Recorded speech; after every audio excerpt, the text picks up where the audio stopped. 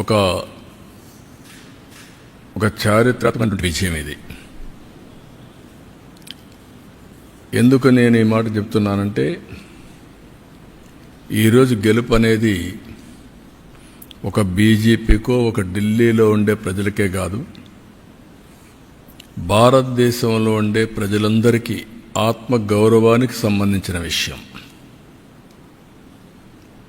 ఈరోజు ఎక్కడికి పోయినా ప్రపంచంలో మీది ఏ దేశం అంటే భారతదేశం చెప్తాం, మీ రాజధాని ఏదంటే ఢిల్లీ అని చెప్పుకొని గర్వంగా చెప్పుకుంటాం.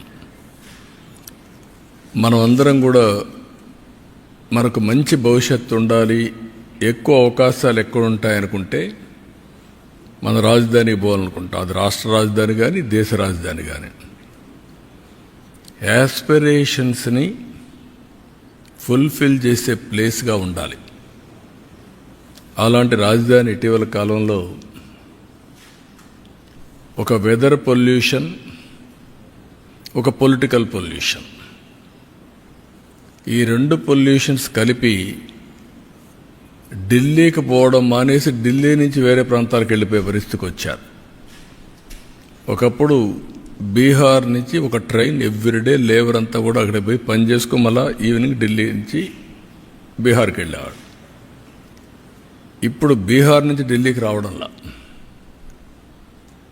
పరిపాలన అంటే ఎట్లుంటుందంటే, ఒక్కొక్కసారి పరిస్థితులన్నీ కూడా తారుమారయ్యే పరిస్థితులు వస్తుంది. దానికి ఉదాహరణ ఢిల్లీ. అయితే ఇక్కడ ఏ మోడల్ వర్కౌట్ అవుతుంది భారతదేశంలో అనుకుంటే, ప్రపంచంలో ఎక్కడ కానీ భారతదేశంలో కానీ పీపుల్స్ ఫస్ట్, పీపుల్ ఫస్ట్, ఒక సస్టైనబుల్ మోడల్ క్రియేట్ చేయాల్సిన అవసరం ఉంది. అదే నరేంద్ర మోడీ ఒక సస్టైనబుల్ మోడల్ని క్రియేట్ చేస్తున్నాడు. ఆయన్ని మనస్ఫూర్తిగా అభినందిస్తున్నాం. ఈరోజు ఢిల్లీలో గెలుపు కూడా ప్రధానమంత్రి నరేంద్ర మోడీ గారిపై నుండే నమ్మకం. ఆ నమ్మకంతో ఢిల్లీ ప్రజలు నరేంద్ర మోడీ గారి నాయకత్వాన్ని బలపరిచారు. ఇప్పుడు నేను మాటల్లో చెప్పడం కాకుండా విత్ ఫ్యాక్ట్స్ అండ్ ఫిగర్స్ కూడా మీకు ఎక్స్ప్లెయిన్ చేస్తున్నా ఏ మోడల్ వర్కౌట్ అవుతుంది దానికి. ఇప్పుడు మీరు చూస్తే డెవలప్మెంట్ జరగాలి. డెవలప్మెంట్ జరిగితే సంపద సృష్టించబడుతుంది. సంపద సృష్టించబడితే ఆదాయం పెరుగుతుంది రాష్ట్ర ప్రభుత్వానికి. ఆ ఆదాయం ఖర్చు పెడితే సంక్షేమ కార్యక్రమాలు ఎక్కువ చేయగలుగుతాం. మళ్ళీ డెవలప్మెంట్కి ఫండ్స్ ఉంటాయి. దీనివల్ల ప్రజల్ని ఎప్పటికప్పుడు ఎంపవర్ చేసుకుంటూ తలసరి ఆదాయం పెంచి మెరుగైన జీవన ప్రమాణాలు ఇవ్వడానికి అవకాశం వస్తుంది. ఇది సింపుల్ థియరీ. ఇది ఎవరైతే సమర్థవంతంగా చేస్తారో good development, good politics, good governance, good politics, ఒక సుపరిపాలన ఇవ్వగలిగితే అది మంచి రాజకీయాలకు కూడా నాంది పలుకుతుంది. భారతదేశంలో 34 years ఆర్థిక సంస్కరణలు ప్రారంభించి, అంత మునుపు మనకు ఢిల్లీ రాజధాని బ్రిటిష్ పాలన, 3 ప్రెసిడెన్సీస్, మెడ్రాస్, కలకత్తా, ముంబై, ఈ ప్రెసిడెన్సీస్ అన్నీ ఉండేటివి. మెడ్రాస్ ప్రెసిడెన్సీ ఇవన్నీ ఉండేటివి. అవి మెగా సిటీస్ మనకు. అయితే ఇంకో కొన్ని హైదరాబాద్ లాంటివి, నిజాం, లోకల్గా ఉండే ఇవన్నీ ఉన్నాయి. అలాంటి కొన్ని ప్రాంతాలు ఉన్నాయి. ఓవరాల్గా ఆ సినారియో అది. 91లో ఆర్థిక సంస్కరణలు వచ్చాయి. 91 నేను ఎప్పుడు కంపేర్ చేస్తాను, బిఫోర్ 91, ఆఫ్టర్ 91. ప్రీ 91 అనేది ఆర్థిక సంస్కరణలు రాని నేపథ్యంలో కాంగ్రెస్ పార్టీ మొనోపలి, ఒకే పార్టీ, సుస్థిరమైన ప్రభుత్వం, స్ట్రాంగ్ ప్రభుత్వం, ప్రపంచమంతా కూడా ఎగతాళి చేసే రోజులవి. హిందూ గ్రోత్ రేట్ మీకు 2% వస్తుంది, 1% వస్తుంది, మీకు అభివృద్ధి చేత కాదు అని ఎగతాళి చేసే రోజులు. అక్కడి నుంచి రిఫార్మ్స్ వచ్చాయి. అది కూడా మన తెలుగు బిడ్డ పివి నరసింహరావు తీసుకొచ్చాడు. అక్కడి నుంచి అందరికీ సమాన అవకాశాలు వచ్చాయి. What is the beauty of reform అంటే లైసెన్స్ రాజు పోయింది, అందరికీ సమానమైన అవకాశాలు వచ్చాయి. అక్కడి నుంచి స్టార్ట్ అయింది.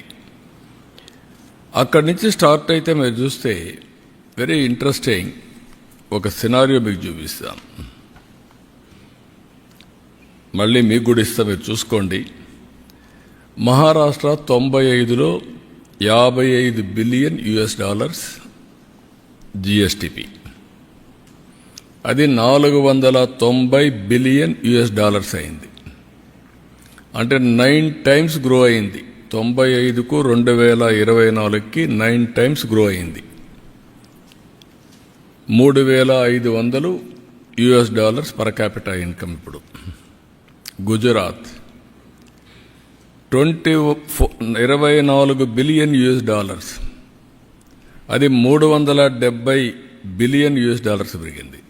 అంటే 15 సార్లు పెరిగింది. వాళ్ళ తలసరి ఆదాయం $4,500. అదే మరి వెస్ట్ బెంగాల్ అప్పటికే $51 బిలియన్, అది 241కే పెరిగింది. అంటే 4.7 టైమ్సే పెరిగింది. గుజరాత్ 15 సార్లు, వెస్ట్ బెంగాల్ 4.7 సార్లు. వాళ్ళ తలసరి ఆదాయం $1,925.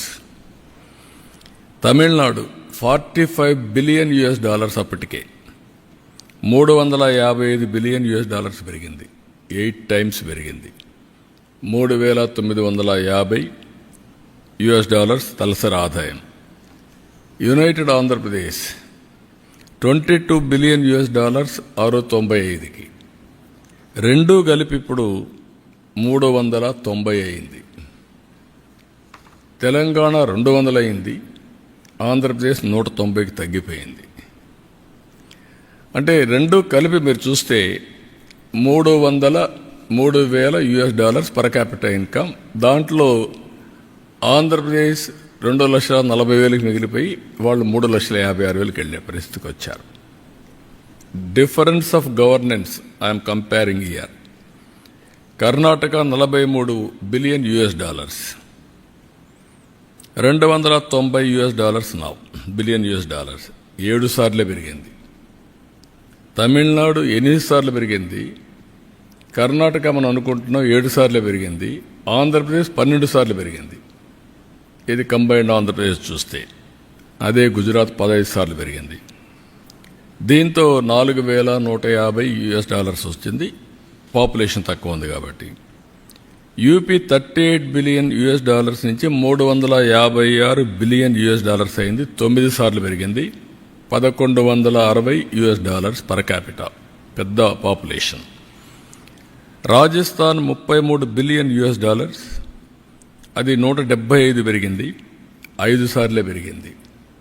$2,100 తలసరి ఆదాయం. బీహార్ 7.55 బిలియన్ ఉండేది 120 అయింది. 16 సార్లు పెరిగింది. కానీ ఇప్పుడు కూడా $750 పర్ క్యాపిటల్ ఇన్కమ్ ఉంది.